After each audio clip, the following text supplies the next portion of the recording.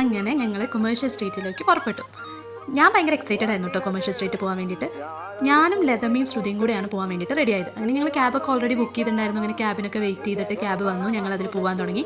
അങ്ങനെ ഞങ്ങൾ അവിടുത്തെ വിശേഷങ്ങളും കാര്യങ്ങളൊക്കെ പറഞ്ഞുകൊണ്ടിരിക്കുകയായിരുന്നു. പക്ഷേ എന്താ വെച്ചാൽ അയാൾ ഓടിക്കൽ കണ്ടിട്ട് ഞങ്ങൾക്ക് ടെൻഷൻ ഉണ്ടായി. ഞങ്ങൾ അതന്നെ പറഞ്ഞുകൊണ്ടിരിക്കുകയായിരുന്നു. കാരണം ഇടയിൽ കൂടെയൊക്കെ കിട്ടിയ സ്ഥലങ്ങളിലൂടെയൊക്കെ അയാൾ കുത്തിക്കിട്ടുണ്ടായിരുന്നു. അങ്ങനെ കൊമേഴ്ഷ്യൽ സ്ട്രീറ്റിലെത്തി. ഞങ്ങൾ വിചാരിച്ച അത്ര തിരക്കൊന്നും അവിടെ ഉണ്ടായിരുന്നില്ല. കാരണം എൻ്റെ മനസ്സിൽ ഭയങ്കര തിരക്കുള്ള ഒരു സ്ഥലമായിരുന്നു. പക്ഷെ അത്ര തിരക്ക് അവിടെ ഉണ്ടായിരുന്നില്ല.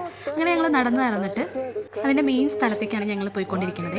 അവിടെ എത്തിയപ്പോൾ ഞങ്ങൾ ഓരോ കടയിലും കയറിയിട്ട് പ്രൈസ് ചോദിക്കലായിരുന്നു ഞങ്ങളുടെ മെയിൻ പരിപാടി. പ്രൈസ് കുറവുണ്ടോ ചോദിച്ചു കഴിഞ്ഞാൽ പ്രൈസ് കുറവുണ്ട്. പക്ഷെ ഞങ്ങൾ ബാർഗെയിൻ ചെയ്തിട്ടുണ്ടായിരുന്നു. ശ്രുതി ബാർഗെയിൻ ചെയ്തിട്ട് ഒരു മാലയും 2-3 ഡ്രസ്സൊക്കെ ഞങ്ങൾ അവിടെ നിന്ന് മേടിച്ചു. അങ്ങനെ ഇരിക്കുമ്പോഴാണ് ശ്രുതിക്ക് പെട്ടെന്ന് ഒരു ഐഡിയ തോന്നിയിട്ടുണ്ടായിരുന്നു. അങ്ങനെ അവൾ പ്രൈസ് ചോദിക്കാൻ വേണ്ടി പോയി. പക്ഷേ പോയ പോലെ അല്ല കേട്ടോ തിരിച്ചു വന്നത്. 12,000 അങ്ങനെ 10 കിട്ടും പറഞ്ഞ സാധനം 12 ആണെന്ന് അറിഞ്ഞിട്ടുള്ള ആ ഒരു വിഷമത്തിൽ ഞങ്ങൾ കിട്ടിയ സാധനങ്ങൾ കൊണ്ട് തിരിച്ചു പോകും. അപ്പോൾ അത്രയേ ഉള്ളൂ. ബായ്.